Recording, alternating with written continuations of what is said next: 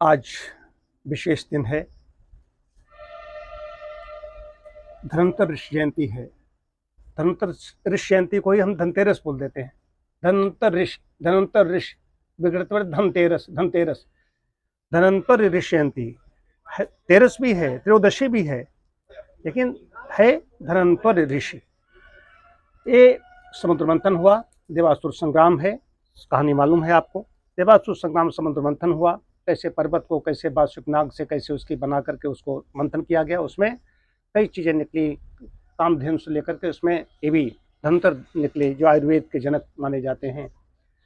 भगवान धन्वंतर का आज हम जन्मदिन मनाते हैं, जयंती मनाते हैं, उनके जन्मदिन मनाते हैं। ये आयुर्वेद के जनक हैं। हमारी ये नहीं कि आयुर्वेद का कोई वैद्य हो उस वही उनका आज धन्वंतर ऋषि जयंती मनाएगा। हम सभी लोग जिसका शरीर है, जो अपने स्वास्थ्य की रक्षा करना चाहता है, अपने स्वस्थ रहना चाहता है तन मन से, उनको सबको भगवान धन्वंतर की उपासना करनी चाहिए। उनको जैसा बताया है वैसा करना चाहिए। वो अमृत कलश लेकर के, उनकी 4 भुजाएं, उसमें शंख भी है, चक्र भी है, असुरों को संहार के लिए। असुर मतलब जैसे अभी कोरोना काल में देखा एक वायरस ने कैसा किया, ऐसे देवासुर संग्राम क्या है। आसुरी शक्तियाँ जो आपके सही कार्य में विघ्न डालें, वही आसुरी शक्ति कही गई हैं। आसुरी शक्तियों को देवासुर संग्राम बराबर चलता रहा है, बराबर चलता रहेगा, आगे भी चलता रहेगा। तो इसमें अपने इस संग्राम में विजयी कौन होगा? जो स्वस्थ होगा। स्वस्थ रहे बिना मनुष्य कुछ नहीं कर सकता हो। तो धनतेरस में तो बाजारवाद है, आज ये खरीदो, आज वो खरीद लाओ, ये खरीद लाओ, इसके लिए बाजारवाद में कर दिया गया, ये खरीद लाओ। सबसे उत्तम स्वास्थ्य धन क्या है? सबसे उत्तम धन क्या है? स्वास्थ्य। स्वास्थ्य सबसे धन उत्तम है, पहला सुख कहा गया है, इससे बड़ा कोई धन नहीं है। इसके लिए हमें लगना चाहिए। स्वास्थ्य हमारे कैसे अच्छा हो, जो 4 प्रकार की आयु बताई गई, सुखायु, दुखायु, हितायु, अहितायु। हमारे शरीर से लोगों को कष्ट हो रहा है तो अहितायु हो गई, हमारे शरीर से लोगों को सुख मिल रहा है तो सुखायु हो गई। तो शरीर हमारा भी स्वस्थ रहे और लोगों को सुख इस शरीर से मिले। धर्मार्थ काम मोक्षाणाम आरोग्यम मूलमुत्तमम्।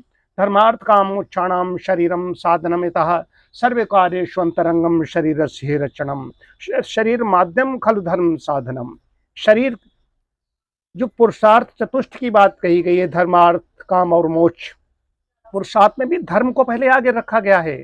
जब धर्म से हम काम करते, इसीलिए कहा गया सबसे पहले यज्ञ करो, हवन करो, होम करो, सबसे पहले ये कीजिए, उसके बाद में और कोई काम कीजिए। उठो तो पहले वेद मंत्रों से अपनी दिनचर्या प्रारंभ करो, यहाँ से प्रारंभ करो। यहाँ से हमें क्या मिल गया, कितने पोषण मिल गया, कितनी औषधि तत्व हमारे अंदर चले गए, धर्म को आगे रख कर हमें काम करना चाहिए।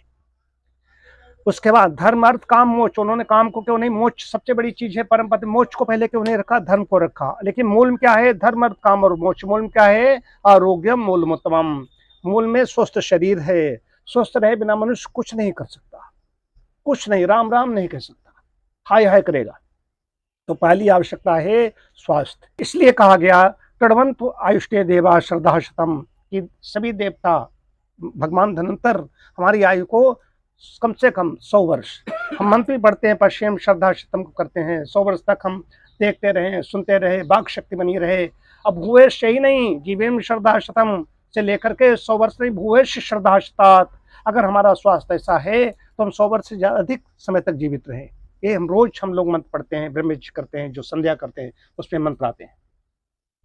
तो भगवान धन्वंतर की भगवान मंत्र है उसका, ओम श्री धन्वंतरे नमः। ये बस हो गई, उनका हो गया। इस तरह से ही तो भगवान धन्वंतर के स्मरण मात्र से कल्याण होता है। आयुर्वेद के जनक हैं, आयु का वेद है, जिसमें आयु के हितायु अहितायु के बारे में बड़ा विशद वर्णन है। उसके बाद जितने ऋषि और आए हैं, हमारे चरक बाघभट्टे आए, इन्होंने हमें बराबर ज्ञान दिया। आज भी ये सब ऋषि ही हैं, ज्ञान देते जा रहे हैं, नई नई चीज़ें बताए जा रहे हैं। जो लैब बैठे हुए हैं, प्रयोगशाला में नए नए शोध लेकर के आ रहे हैं, सब ऋषि तो हैं। रूप परिवर्तन थोड़ा हुआ है। तो भगवान धन्वंतर जयंती की सभी को बधाई, बहुत बहुत बधाई देता हूँ और शुभकामनाएं देता हूँ। आप सभी स्वस्थ रहें, सभी का मंगल हो, सभी का कल्याण हो। ओम शांति शांति शांति।